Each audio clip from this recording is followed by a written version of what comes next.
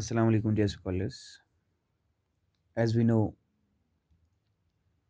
we have previously began the poem Beauty that's authored by John Edward Masefield. And I had already given you the brief overview of the poem. Today we are going to analyze the poem. And before that, we know that in this poem, we see the poet is enthralled actually, you know, by the beauty of his beloved, and he compares her blood to all the bounties, to all the blessings or the creations of nature, and he finds her blood the most beautiful. Let us try to analyze the poem. I have seen dawn and sunset on moors and windy hills, coming in Solomon beauty like slow old tones of Spain. I have seen the Lady April bringing the daffodils, bringing the springing grass and the soft, warm April rain. I have heard the song of the blossoms and chant for the sea, and seen strange lands from under arched white sails of ships. But the loveliest things of beauty God has ever showed to me are her voice, her hair, and her eyes, and the dear red curve of her lips.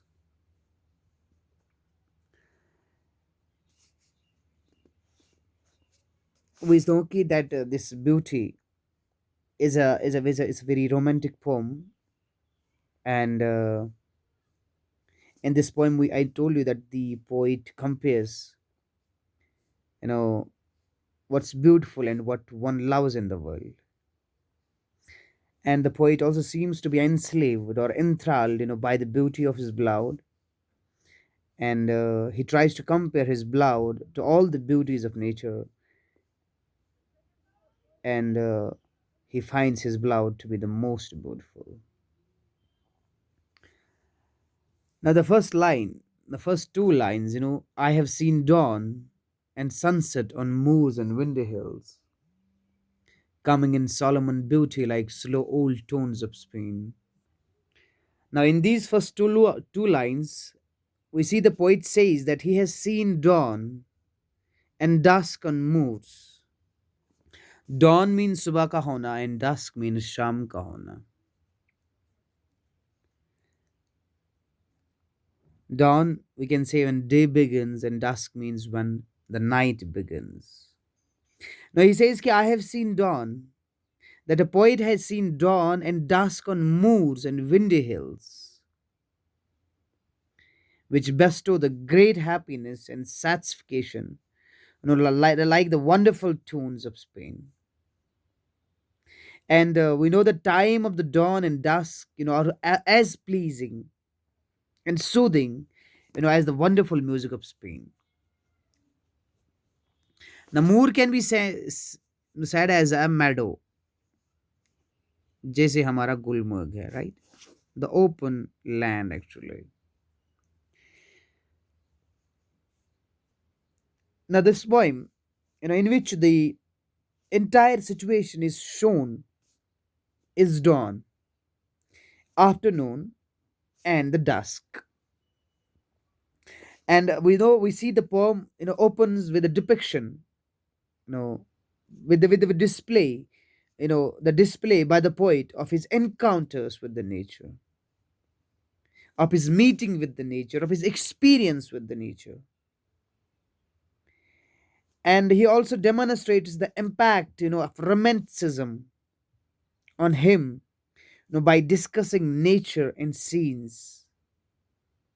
Have seen dawn and sunset on moors and windy hills. Means that reference, and the reference to Spain, brings an exotic to this poem.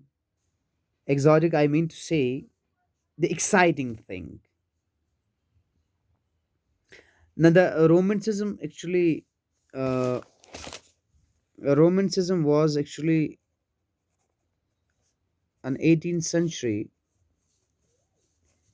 literary movement, we could say,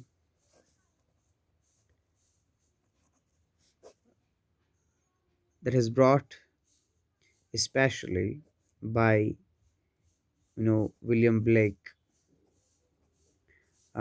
We have Wordsworth, we have John Keats, we have Shelley, we have Byron, Lord Byron, and etc. And all these poets we see were very much enthralled and enslaved by the beauties of nature, and they loved nature and wrote poetry on nature, you know, precisely. So we see the John Edward Masefield is also enthralled, actually, is also inspired by the thoughts of romanticism, because as we see that how much intimated, how much experience he has with the nature, and how much love he has with the nature. Okay. Now we also see that the poet has used several poetic devices in the poem. For example, in the second line, the poet employs a simile, the coming in a Solomon beauty like slow old tones of Spain. And in this line, the speaker makes the readers, understand the great happiness and satisfaction he feels, with the arrival of his beloved by comparing such event, to wonderful music. So he compares his beauty, his beloved, with the beautiful tones of the Spain. Now, the music and the tunes of the Spain are popular throughout the world still. Now, moving further, I have seen the Lady April bringing the daffodils, bringing the springing grass and the soft, warm April rain. Now, we see in the third and the fourth line, no, the poet says that he has seen the month of April, you know, the spring season, when flowers bloom, when the trees started to rejuvenate, when things started to reborn, actually, when nature looks beautiful and green and mesmerizing. He says, I have seen the scenes of April, the April that brings the daffodils, fresh grass, and the soft, warm rain. And here, the month of April, the spring season, has been personified by endowing it, with the ability to bring something. April has been personified. Personification, I told you, is when you make certain non-living things or use certain non-living things as if they are alive. Okay. For example, here April has been shown as if it is a certain energy. It's a certain thing that makes things alive. Okay. जिसकी वजह से चीजें जिंदा हो जाती है. So we see that this has been personified, as if it has an ability to bring something, to bring something. For example, daffodils, soft, warm April rain are a different kind of flowers.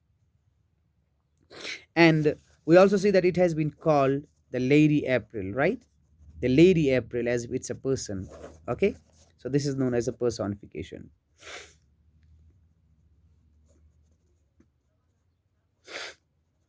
Okay. Now moving further.